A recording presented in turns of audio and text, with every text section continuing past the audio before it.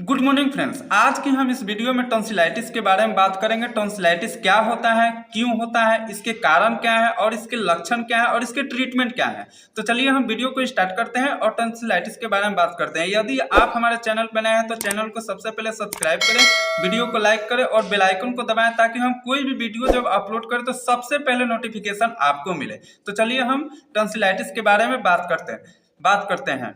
Tonsillitis एक प्रकार का बैक्टीरिया और वायरस का संक्रमण होता है जो कि हमारे गले में हो जाता है। टॉन्सिलाइटिस टॉन्सिल का संक्रमण या इन्फेक्शन होता है जो गले में दोनों तरफ उभरा हुआ सा भाग होता है जिसे टॉन्सिल्स कहा जाता है। टॉन्सिल्स बैक्टीरिया और वायरस के इन्फेक्शन के कारण टॉन्सिलाइटिस की समस्या हो जाती है। टॉन्सिल्स जो होते हैं वो बैक्टीरिया और वायरस के इन्फेक्शन से बचाने के लिए एंटीबॉडीज का निर्माण करते हैं और एंटीबॉडीज बनाते हैं जो बैक्टीरिया और वायरस को इन्फेक्शन से होने से रोक सके। लेकिन टॉन्सिलाइटिस की समस्या इन्हीं बैक्टीरिया और इन्हीं वायरस के कारण टॉन्सिलाइटिस की समस्या हो जाता है। टॉन्सिलाइटिस की समस्या लगभग सभी उम्र के लोगों में होता है, जैसे बच्चे से लेकर बुजुर्गों में, यानी सभी लोगों में टॉन्सिलाइटिस की समस्या हो जाता है।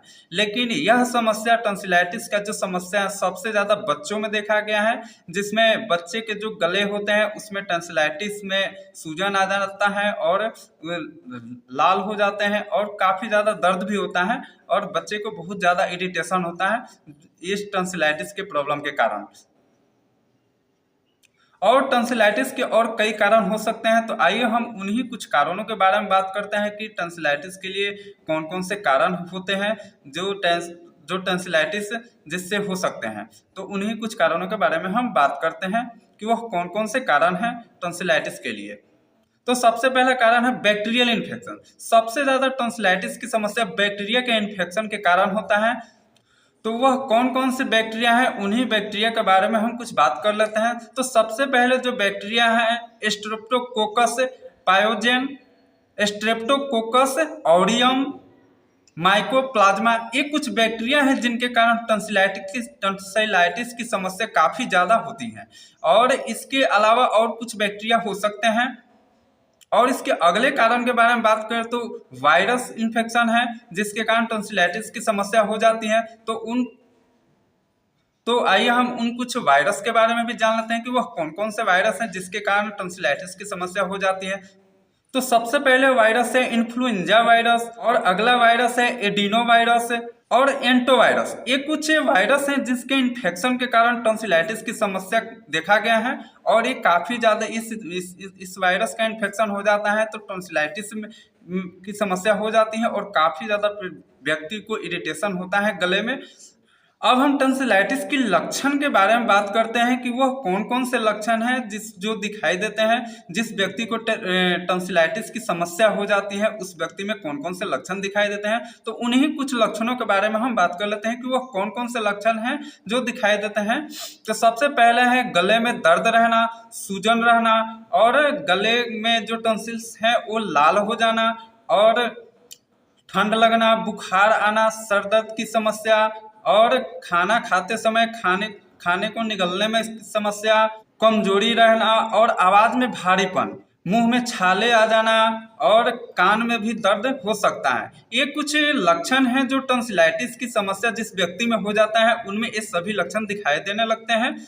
अब हम बात कर लेते हैं कि जिस व्यक्ति को टॉन्सिलाइटिस हो जाता है उस व्यक्ति को क्या खाना चाहिए और क्या नहीं खाना चाहिए, किन किन चीज़ों को परहेज रखना चाहिए। तो उन्हीं के कुछ खान पान के बारे में हम बात कर लेते हैं। तो सबसे पहले है दही नहीं खाना चाहिए, बैगन नहीं खाना चाहिए, मछली नहीं खाना चाहिए या ज़्यादा तेल मसाले वाला चीज़ नहीं खाना चाहिए या बाहर का कोई भी खाना हो उसे परहेज रखना चाहिए।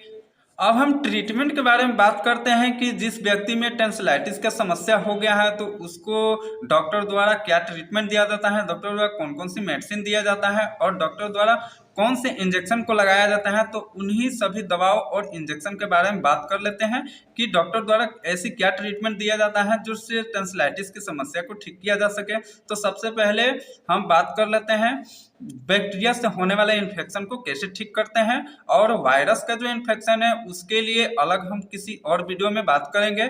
तो यहाँ सबसे पहले हम बैक्टीरिया से इन्फेक्शन को ठीक करने के लिए कौन कौन सी दवा और टेबलेट का यूज किया जाता है उसके बारे में हम जान लेते हैं। तो सबसे पहले एजिथ्रोमाइसिन टेबलेट जो AG 250 mg और AG 500 mg की पैकेजिंग में मिल जाता है। इस गोली को एजिथ्रोमाइसिन 250 mg का जो टेबलेट है उसे एक गोली सुबह और एक गोली शाम को लेना रहता है, और यदि आप 500 mg वाला टेबलेट लेते हैं तो उसे एक गोली लेना सफिशियंट होता है। और इसके अगले एंटीबायोटिक टेबलेट के बारे में हम बात करें तो मॉक्सिकैन 625 mg के नाम से मिल जाता है, जिसे एक गोली सुबह और एक गोली शाम को लेना रहता है। और इसमें साल्ट की बात करें तो एमोक्सिसिलिन 500 mg में और पोटेशियम और क्लोफेनेमेट 125 mg में रहता है। और इसके अगले मेडिसिन के बारे में बात करें तो गले में जो दर्द रहता है, सूजन रहता है, उस दर्द और सूजन को ठीक करने के लिए पेन किलर मेडिसिन दिया जाता है जो जीरोडल SP के नाम से आता है। इसे आप सुबह एक गोली और शाम को एक गोली ले सकते हैं। और इसमें साल्ट की बात करें तो पैरासीटामोल 325 mg में और एसिक्लोफेनेक 100 mg में और सेरेटियोपेप्टाइजेट 15 mg में रहता है। इन टेबलेट को सुबह और शाम पेशेंट को दिया जाता है जिससे गले का जो दर्द है और सूजन है उसको कम किया जा सके। और इसके अगले मेडिसिन के बारे में बात करें तो पेशेंट को मल्टीविटामिन टेबलेट या विटामिन B कॉम्प्लेक्स का टेबलेट दिया जाता है, सिरप दिया जाता है या कैप्सूल दे सकते हैं। कोई तीनों में से कोई एक चीज लेना रहता है, जिसे एक गोली सुबह और एक गोली शाम को लेना रहता है। व्यक्ति को गैस की समस्या ना हो इसलिए उसे गैस की गोली भी दिया जाता है जो पेंटॉप D या पेंटॉप DSR के नाम से मिल जाते हैं। उसे एक गोली खाली पेट लेना रहता है और शाम को भी जरूरत अनुसार एक गोली दिया जा सकता है। और हम इंजेक्शन के बारे में बात करें तो सेफ्ट्रीना जो उनका इंजेक्शन पेशेंट को लगाया जा सकता है 1 ग्राम सुबह और 1 ग्राम शाम को। पेशेंट को जरूरत अनुसार इस इंजेक्शन को दिया जाता है। और जो मोनोसेप 1 ग्राम के नाम से मिल जाता है उसे IV रूट से ही लगाया जा सकता है। और पेशेंट को माउथ वॉश और गार्गल लेने की सलाह दिया जाता है, जिसे दिन भर में 2 बार 3 बार या 4 बार भी उसे माउथ वॉश करने से क्या होता है, वहाँ की जो गंदगी होती है वो साफ हो जाती है और इन्फेक्शन कम होता है, जिससे माउथ वॉश भी करना बहुत जरूरी रहता है। इन सभी दवाइयों को 1 हफ्ते से 10 दिन या 12 दिन या 15 दिन तक दिया जाता है। सुबह शाम इन सभी दवाई को दिया जाता है। पेशेंट की जरूरत अनुसार इसका डोज एडजस्ट करके दिया जाता है, उसके एज और उसके वेट के अकॉर्डिंग डोज एडजस्ट करके दिया जाता है। और कोई भी दवाई अपने से ना ले, सेल्फ मेडिकेशन ना करे। अपने ऐसी समस्या ऐसी कंडीशन होने पर अपने डॉक्टर से सलाह लें, और क्योंकि यह मेडिसिन कोई आपको नुकसान कर सकती है इसलिए सेल्फ मेडिकेशन ना करें। यदि वीडियो पसंद आया है तो चैनल को सब्सक्राइब करें, वीडियो को लाइक करें और बेल आइकन को दबाएं ताकि हम कोई भी वीडियो जब अपलोड करें तो सबसे पहले नोटिफिकेशन आपको मिले। धन्यवाद।